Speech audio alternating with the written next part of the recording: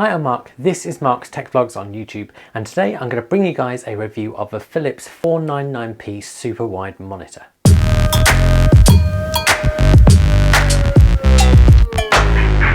Now, as you can see from video on screen, this monitor is massive, and that's what you get from a super wide monitor.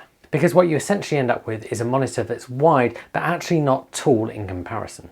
Now, unlike other monitor reviews I've done on this channel before, this is a monitor I've actually been sent to review rather than a monitor I've purchased myself. What that means is I get to try out this really cool monitor, bring you guys my thoughts, but I do have to send it back afterwards, and I'm not being paid to make this review. It seemed like a great opportunity to try out a super wide monitor and share that with you guys. So I've had this just over a week, and I've been using it every single day as my daily monitor. That means I've been using it for at least 7 hours a day, because alongside working from home full time, I also have a few side hustles and produce music and edit videos and all that kind of thing. And a super wide monitor is great for someone like me who needs lots of space for different windows to be open at the same time. And this monitor packs a lot in. And before we dive into the actual specs of this monitor and what it's like using it, I want to briefly share why I've labelled this video the review for the 498p as well as the 499. Now, the monitor you're going to see throughout this video and the monitor I've been using is the 499p. The 498p, however, is very similar, and the only difference is that it doesn't have a built-in webcam. That means other than the parts of this video where I talk about the webcam, the rest of it is completely applicable to the 498p. So let's kick off the actual review and start off by talking about design. Now, this is a wide curved monitor with pretty slim black bezels around the entire outside. That bottom bezel is very slightly thicker, but not much at all. On the front of the monitor, you've got some buttons and an indicator light. And then on the top, you've got the built-in webcam. And this webcam can also be lifted up and tucked back inside the body of the monitor when you don't want to use it. This is a nice privacy feature. On the bottom of the monitor, you'll find the built-in speakers, and then on the back right, you'll find space to put in the power cable and an extra power button. Most of the time, however, you'll just use the simple on-off button on the front of the monitor. On the left-hand side of the monitor, as if you're looking at it, you'll find a whole variety of ports, and this includes a USB dock. The monitor comes with a solid metal stand that can be adjusted up and down and also tilted. This stand feels incredibly well made and is plenty heavy enough to sit on your desk comfortably. It's also worth saying that the monitor is VESA compatible. That means if you've got your own stand already, or maybe a desk or wall mount, you can use it with that. Alongside that solid stand, you also get a whole variety of cables in a box. This includes a power cable, HDMI cable and USB cable. So let's talk about the specification of this monitor.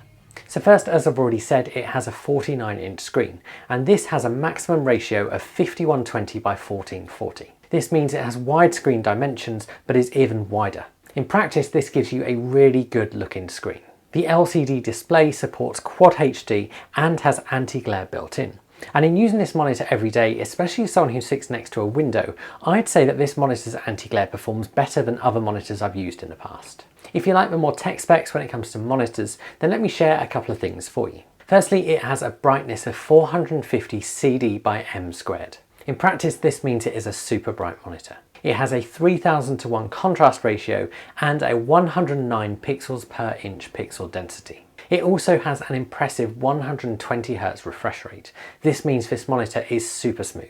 That curve of the monitor also makes it really comfortable to use by bringing the edges in closer to you. And then finally, for the display itself, there's a whole variety of settings you might want to adjust. And I'm not going to talk about all of those settings because they're kind of the standard things you get with monitors. However, one feature it does have, which is really important to me when I look for a monitor, is a low blue light mode. This is great because it protects your eyes when you're using a monitor for a long period of time. So that's it for the display, but there's some other built-in features we should talk about. So the monitor, as I said already, has built-in speakers, and this is a pair of two 5-watt speakers. Now, these speakers sound reasonable and actually sound better than I expected them to. However, they are speakers built into a monitor, and so they're not going to blow you away. In practice, that means they're fine for video calls when you need to hear other people, and also some quiet background music, but in my opinion, they could do with being a little bit more bassy. It also has a built-in webcam. Now, this webcam can be tucked away nice and easily for privacy and is compatible with Windows 10 Hello and also works with Mac.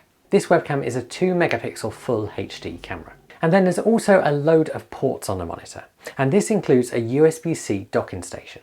You'll find inputs on the monitor for connecting a DisplayPort, 2 HDMI devices and a USB-C device. And then the USB-C hub has some USB-C ports, headphone out and an Ethernet port. These USB ports are powered, and so this is great if you have chargers on your desk. And then finally, before I talk about what it's been like to use over the last week or so, we should talk about price. Now this monitor, the 499p, has a price point of £1,000. Now this might sound really expensive for a monitor, but when you take into account the build quality and the size and the price of some of its competitors, it's pretty much slap bang in the middle.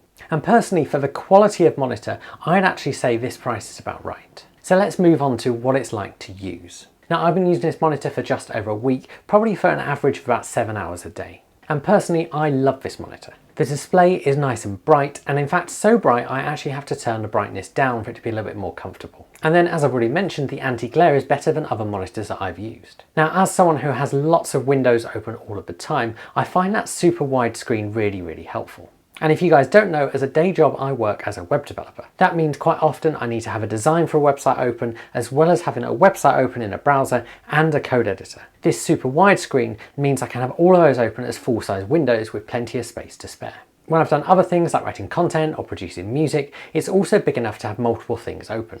For example, I can easily write a review whilst having a YouTube video playing on the side. Likewise, if I'm producing music in something like Logic Pro, I can have some of my plugins open as well as having plenty of screen size for my actual project. And then of course that refresh rate means that everything you do is super smooth. This is really noticeable when you're editing video or music and you need to scroll through those things. And really this monitor just helps with your productivity because of all of that space. And in particular, having the curve means that those edges being closer to you makes it more comfortable to use for a long period of time. The other thing I want to mention, which I wouldn't normally talk about, is that actually this monitor is really easy when it comes to switching between devices. This is something I've noticed compared to other monitors because I have a personal Mac and a work Mac and sometimes need to switch between the two simultaneously. I've also found the auto detection, depending which one you've got switched on, is actually better than other monitors I've used as well. And then when it comes to adjusting the various settings built into the monitor, the settings controls are about as clunky to use as every other monitor out there. That means it takes a little bit of getting used to, but it's also not something you're going to be using every single day. It is, however, worth saying that the UI is presented slightly better. So that's what the screen's like to use every day, but what about some of the other things like the speakers and the webcam? As I said during the spec, the built-in speakers are actually half decent for built-in speakers. They are, however, just that, and they're fine for video calls and a little bit of background music, but they really don't blow you away. So don't expect them to replace perhaps your HomePod Mini on your desk, but they are great for your kind of everyday things where you actually just need to hear something. For me, the main thing that is disappointing with this monitor is the webcam. And that's because at 2 megapixels, this webcam doesn't perform as well as I'd like it to. And I'd have really liked to see a higher spec webcam in a monitor at this price. The built-in microphone does what you like, and the privacy mode is a great idea, but the camera just lets it down. One of the nice things with that webcam though is that you can adjust the angle. But what I do want to mention at this point is that if you go for the 498p monitor rather than 499p, you save £150 on your price point, bringing it in at £850 without that webcam. That leaves you £150 spare to go and buy an external webcam that will perform much better. For example, a few months ago I reviewed the AI Coco 2K webcam, which has some smart features built in as well and looks incredible. This camera retails at £120 on Amazon, and so if you go for the cheaper monitor without the built-in webcam, you can use that spare cash to buy a decent webcam. This is certainly something I'd actually recommend doing if you're going to use the camera on a daily basis. So all in all, is this monitor any good, and should you buy it?